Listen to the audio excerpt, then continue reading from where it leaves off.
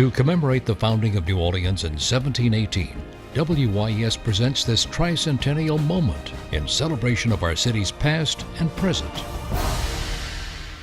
When the ferry landed, you were at the L&M railroad station.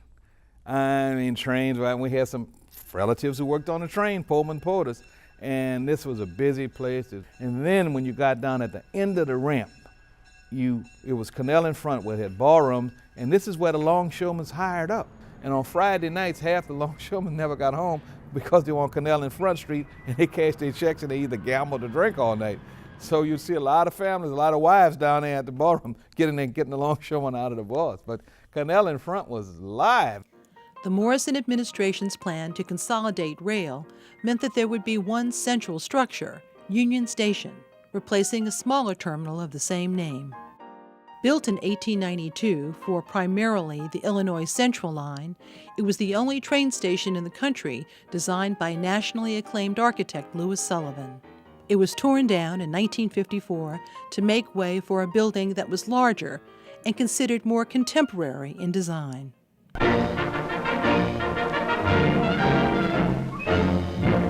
At the new $16 million Union Passenger Terminal, first event in a double-header civic celebration in New Orleans, dedication ceremonies. Terminal Committee Chairman E.S. Pennebaker is one of the speakers. Then with 6-year-old Corinne Ann Morrison, daughter of Mayor Morrison, the station's christening.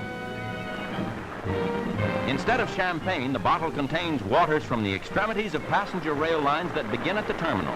The Atlantic and Pacific Oceans, the Great Lakes, the Gulf of Mexico, and the Mississippi, Missouri, Ohio, and Rio Grande rivers. Then Corinne Ann joins her mother, father, and brother in the second memorable event, a pre-inauguration parade for her famous daddy, Mayor Morrison, elected under the Crescent City's first Home Rule Charter. A longtime advocate of the Union Station project, Mayor Morrison begins a third term on one of the great days in New Orleans history. WYES's New Orleans Tricentennial Moments are brought to you by the Miro Foundation and presented in association with the historic New Orleans Collection.